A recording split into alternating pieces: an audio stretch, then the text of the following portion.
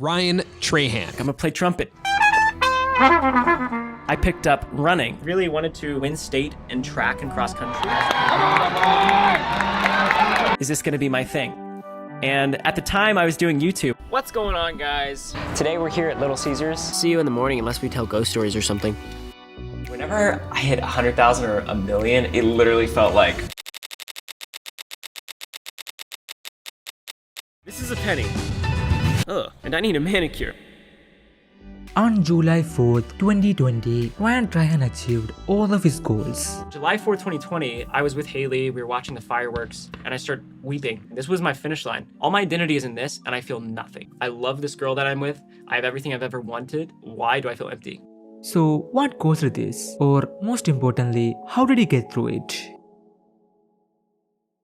When I lived in a very small town. Like, no one in that town really talked about even YouTube or the internet. It's called Eagle Lake, Texas. I'm like neighbors with my grandma, and she was an amazing mother figure for me growing up. Growing up, Ryan Michael Trahan was different. My childhood growing up, the pattern that I noticed the most is that I would kind of pick something and make it my identity and try to become more of a perfectionist at it. So when he saw his brother playing the trumpet, he decided, I'm gonna play trumpet. And I picked it up, and like I would literally go home and practice every night, and I was first chair. And then freshman year of high school came around, and I feel like I couldn't see a future with playing trumpet. With that aside, Ryan turned his focus to a new pursuit. So that was a really good 9-mile run. I was only gonna go like 6:10 pace, but I ended up going faster. I felt pretty good. Expressed in his own words, Ryan never aspired to become a runner, yet. And I wasn't good at football. That's something I do not have talent at. And so, running was the one that I could do and not get physically pummeled by other bigger boys. At first, Ryan wasn't good at running either. I got last place every time in track at a small meet. I went to a school, my graduating class was 80 people, super small school. So if you get last at one of those meets in 8th grade, you are the epitome of garbage. But Ryan wanted to get better, and for that, he set some lofty goals. I really wanted to win state and track and cross country. Also wanted to be like valedictorian and like get a full scholarship to college, like everything you can possibly try to achieve in high school. And his first challenge, the state meet, was closing in fast. Today we're just gonna do 9 miles. Normally I do like 12 or so. But since it's like less than 2 weeks away from state, we're just gonna be doing 9. And I'm gonna try to average less than 6 minutes per mile. I'm gonna try to document every day leading up to the state meet, like just my training and stuff.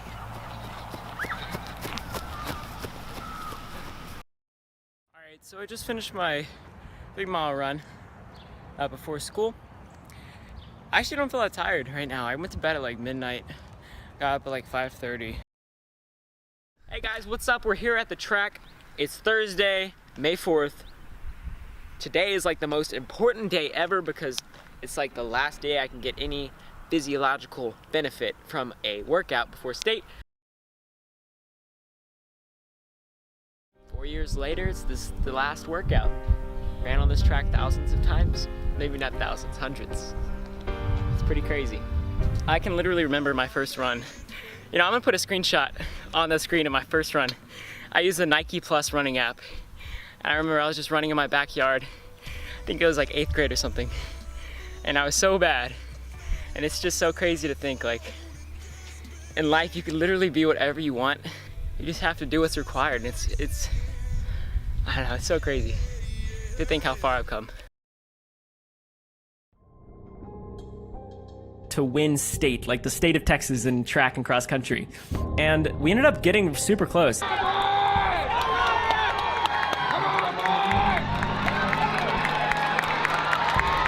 So much emotion went into it. Yeah. My identity was in that moment, and the moment didn't go according to plan. Kyle edged me out by 1/10 of a second, so big congratulations to him on coming through. I got 2nd place in the mile, and I lost by 1/10 of a second. And I had envisioned that race thousands and thousands of times, and I lost by a mere snap of a finger. Though he did not win the state, he did achieve his second goal. 2017 valedictorian Ryan Trahan will give his address. My fellow classmates, as we leave the stadium tonight and journey on into the rest of our lives, we will only ever have 2 choices.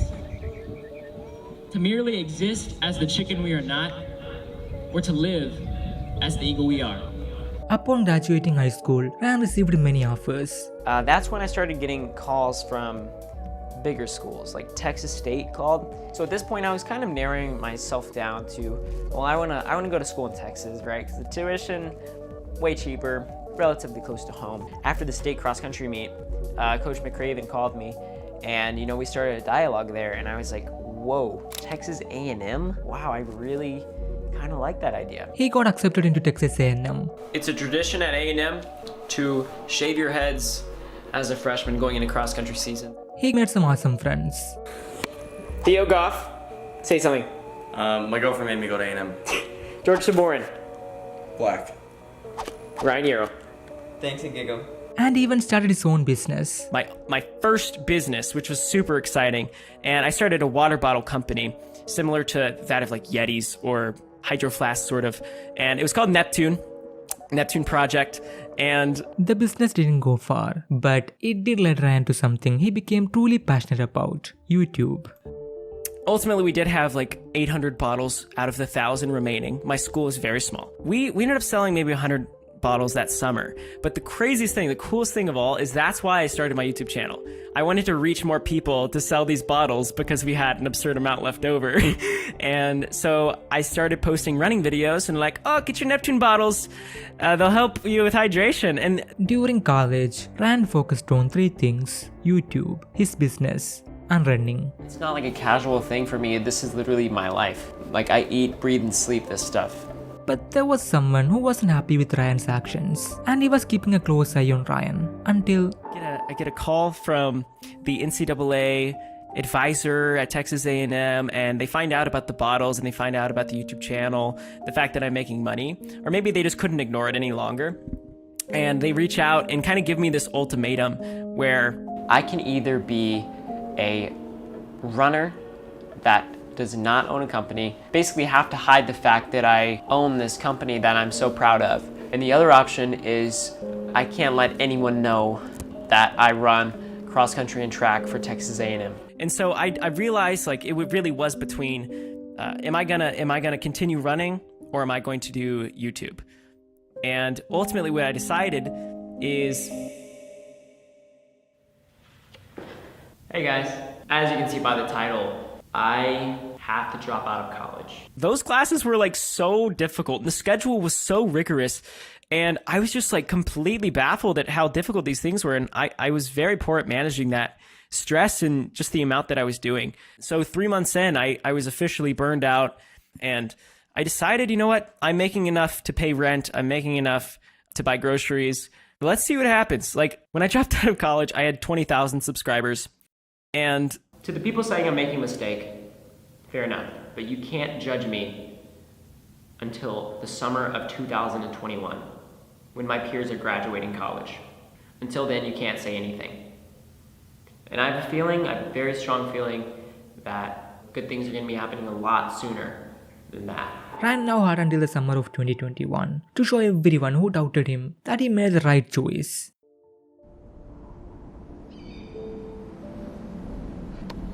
So on a morning hike right now. It's low-key really hard to breathe up here, but this is definitely the most gorgeous view of this entire trip. With more time on his hands, he began uploading more videos. At first, he continued to share running-related content, but he soon realized as much as I love the running community, it is just inherently capped. Like the biggest running YouTuber at the time, he was getting like 10,000 views a video and he had like 100,000 subscribers. But then I started looking around at my favorite YouTubers, which were people like Cody Ko, Drew Gooden, so funny. And I was like, I'm gonna try that, even though I wasn't funny at all. And one of the first times I did it was a video about Lauren Gray, bless her heart. I feel so bad about that video. Lauren, bless your heart. Lauren Gray, you're so sweet. But I like made a comedy video and it got like 10 million views. Oh my God. What the heck? Lauren Gray. The real life Barbie. Look at this shit. I can't make this up. Which is completely broad and like not serving my community. And it just like blew up. And that moment, I mean, the next 2 or 3 weeks were crazy because I'd gained like 300,000 subscribers. And then I went to VidCon and there were people like Like the guys from Smosh were like, hey, I saw your video. I was like, what? I've been watching you forever. Like, this is crazy. And Ryan met someone else at the VidCon as well, someone who became very precious to him. Hey everybody, it's your boy, just rocking it out here at the Verb actually, living the LA life. And it's pretty crazy because, you know, Haley fam, we were just like, had some beef going on. I noticed that, I don't know, have you introduced Jade yet? Yeah. Okay, yeah, so like Jade's all like, hey, Ryan doesn't like you, so he's not gonna meet you. And then it turns out that Haley was like, yeah, I actually don't like Ryan either. So I think we're gonna box. Oh, my name is Ryan, by the way. So I was actually going to get coffee with one of my good friends, and she happened to schedule coffee with Haley as well. To this day, she won't admit that this was like some sort of setup. And the best part is she left. It was just me and Haley, and we're just goofing off. We're having a great time. We started walking around, and it felt like we had been best friends forever. It was like so crazy, and all of a sudden we were like, collab? I mean, that's how all great love stories start. This is Haley fam. Haley, what are you notorious for on YouTube? I make dance videos. No, that's not it. Lifestyle vlogs, school videos, and sometimes I wax my vagina. Oh, there it is. The more they worked together, the closer they became. What we realized over time is that we were using that as an excuse to spend more time together. Right. You know, just have a great time. And we realized, you know what? We really like each other. We should date. Ryan and Haley dated for almost 2 years, but I just can't believe that, like, from the moment that I met you, baby, my life has just been turned upside down. And the past 2 years, I feel like it's been my entire life, and I just can't believe that, like, every day you literally put a smile on my face, and nothing in the world is more valuable to me than you. And I would literally trade everything in the world if it meant I get to keep you forever. Haley fam. the couple tied the knot in November 2020.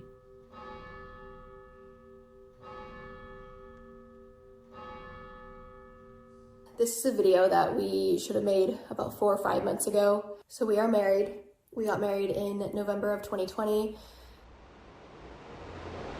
In November, Haley and Ryan actually went through and had the wedding. They kept it very private, so they didn't tell anyone on social media they were doing this, and there weren't really a lot of posts from it. So there's a couple different reasons that the general public is upset at this. So firstly is the fact that they decided to have a wedding in the middle of a global pandemic. But I think another part that people were really upset about was the fact that their wedding up until this point had been so highly monetized. So I think people were feeling a little bit entitled to seeing a vlog about the wedding or seeing, those last vlogs leading up to the wedding, and they were very upset when they weren't able to see that.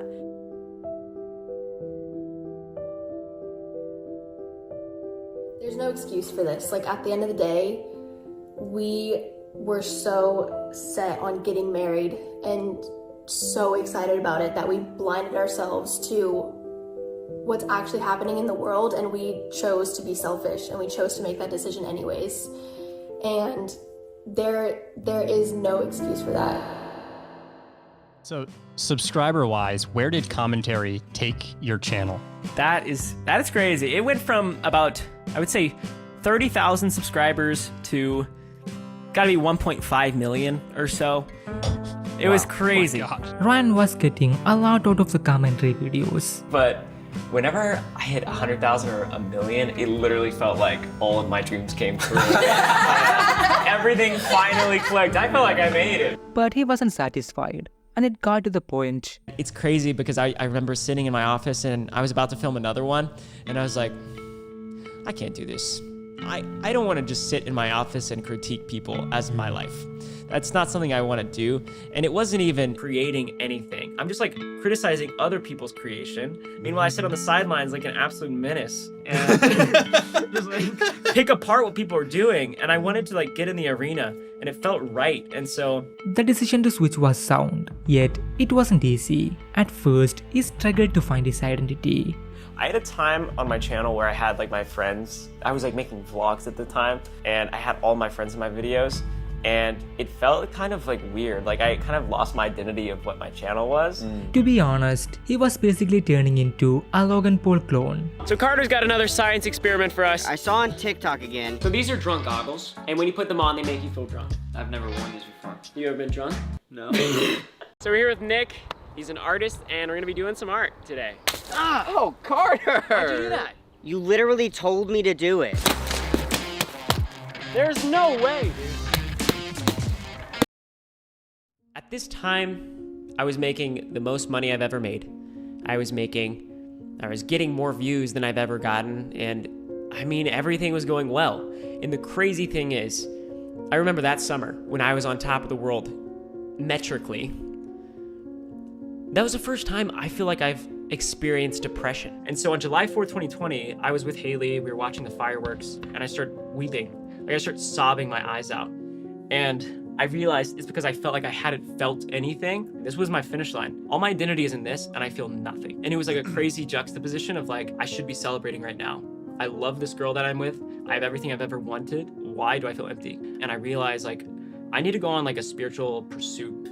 And ultimately I did land on Jesus. And I started, developing a relationship.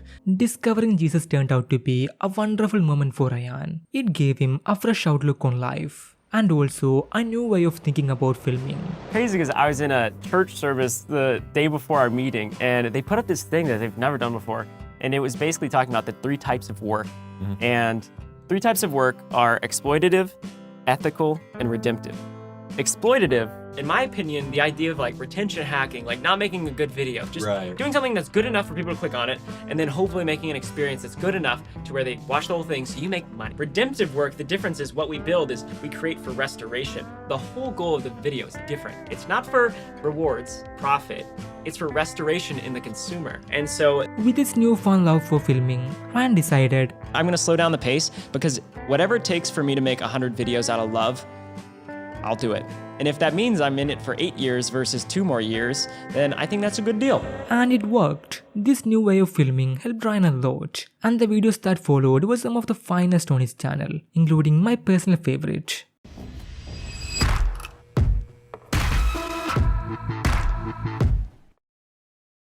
Ryan entered an experimental phase in 2021, trying out new ideas, and the next big thing in his book was, You just clicked on odd one out. Big mistake. Over the next 4 weeks, you'll be trying to figure out who is the odd one out. The series, it's like very overly produced. It was right before I did a Penny series last summer. So it was a necessary evil that had to happen in my creative journey to make the Penny series again. The series wasn't too bad. It had a good story, appealing characters, and especially Ryan nailed generating tension. I am so sorry. I'm so incredibly sorry. This is what he meant. I did not. I feel sick to my stomach. But it wasn't what his viewers were looking for. What they really wanted was, I need to put myself in some cool, fun situations and not overdo it. Like, let's just go do something very simple and hang out with the viewer. Knowing what his fans really wanted, Ryan made another series, the one he says put him on the map. Credit your Penny video for like putting you on the map as a creator. Is that the one where you're like, that's the series that people know me for? I think so. I think I did a Penny series in high school when I had 300 subscribers. I was like, am I gonna get a summer job or should I try to like make some money in some creative way? And at the time, I was super into like Gary Vaynerchuk, and so I got super fired up just about like, I need to like be an entrepreneur or something. I need to like do something this summer beyond just like going to work at the water park again. So this is a penny. Ugh, and I need a manicure. Most people would see this on the street and walk right past it, like this. Stupid penny. And I tried to turn a penny into $1,000 instead of getting a job. So I was like, this is such a cool, interesting format. And I just kept doing it like every year, some iteration of it. And then next thing I know, the one from this past year just completely blew up. The Penny series became a sensation, marking Ryan's official entry into the spotlight. More than that, it played a key role in helping Ryan achieve one of his biggest dreams. On my dream board, I told you guys, like, I want to build my dad a house. And I actually, in 3 weeks, he's going to be moving into his dream house that I was able to build for him. And we've kind of been documenting that series because ultimately, like my family, we don't come from too much, and he hasn't owned anything in his life. And I'm just like, this is like the biggest dream come true just to be able to provide him this. And The Penny series became such a success. Every single episode was just crushing, and like you were on the trending tab multiple times. You were #1 on trending with this series. Like the #1 trending has been a dream of mine forever.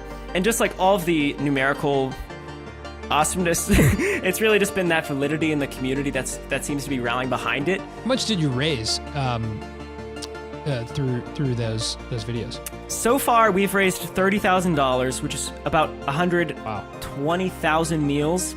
And I'm going to be doing a Minecraft charity stream in 2 days. And I think that we're going to raise a lot of money on that, like maybe more. That's cool. Like the goal is 100,000 total, so 70,000 additional. And if we hit that, I'm going to get a tattoo of a penny.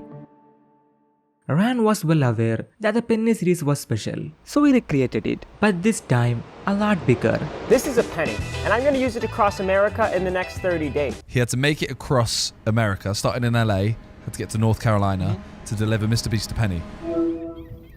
Jimbo, I'm going to deliver you a penny in like a month, hopefully, okay? A what?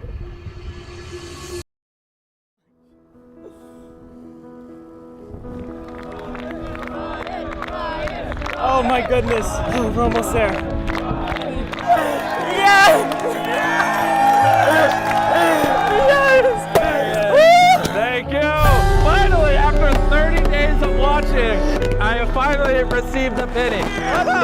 Woo! And I don't know if you noticed, but we also brought your family and wife out. No, you didn't! Yes,